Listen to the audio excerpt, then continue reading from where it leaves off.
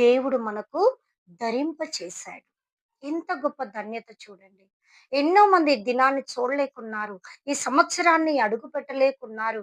కానీ దేవుడు మనకు దయచేసిన గొప్ప మహా కృపను బట్టి దేవుడు అంటున్నాడు, "ఈ సంవత్సరం అనే దయా కిరీటాన్ని బిడ్డా నీకు ధరింపచేశాను." ఈ యొక్క కిరీటాన్ని మనం ఏం చేయాలా? మన తలల మీదే ఉండేలాగా మనము దేవుని యొక్క సన్నిధిలో ప్రవర్తించాల. అలాగ నడవాల.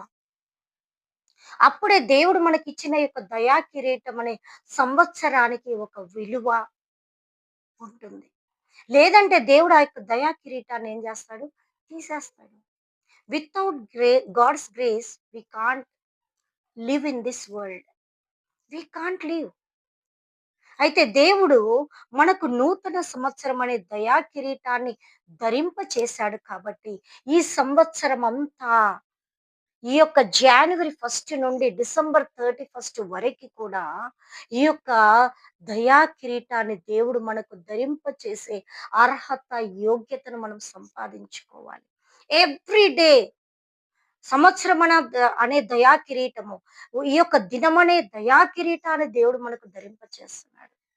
కాబట్టి ఎవ్రీ డే దేవుని సన్నిధిలో మనం ప్రార్థన చేయాలి. ప్రభువా, ఈ దినమిన ఇది ఈ యొక్క దినమనే దయా కిరీటాన్ని మీరు మాకు ధరింప చేసినందుకై మీకు వందనాలు ప్రభువా అని మనం నడిచినప్పుడు ఈ సంవత్సరం అంతా దేవుడు మనల్ని ఆశీర్వదించి నడిపిస్తాడు. రెండవదిగా మనం చూద్దాము, యెషయా గ్రంథము 43వ అధ్యాయము 18, 19 వచనాలు చూసుకుందాం. యెషయా గ్రంథము 43వ అధ్యాయము 18, 19 నేను చదువుతాను వినండి. మునుపటి వాటిని జ్ఞాపకము చేసుకొనకుడి, పూర్వకాలపు సంగతులను తలంచుకొనకుడి. ఇదిగో నేనొక నూతన క్రియ చేయుచున్నాను, అది ఇప్పుడే మొలచెను. హల్లెలూయా, హల్లెలూయా. దేవుడు అంటున్నాడు 2025 ఇయర్స్ ఆ యొక్క మునుపటి వాటిని వేటిని మీరు జ్ఞాపకం చేసుకోకండి. అంటే మనం అనుభవించిన శ్రమ కానీ, బాధ కానీ, కన్నీరు ఏదైనాను దేవుని యొక్క వాక్యాన్ని కాదండి.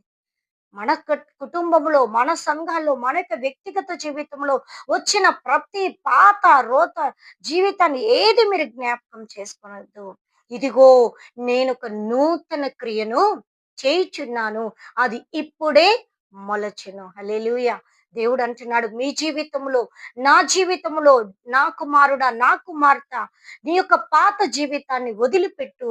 నూతన క్రియను నేను ఈ సంవత్సరంలో నీ జీవితంలో చేస్తాను అంటున్నాడు. దేవుడు మనకు వాగ్దానాలు ఇచ్చాడు.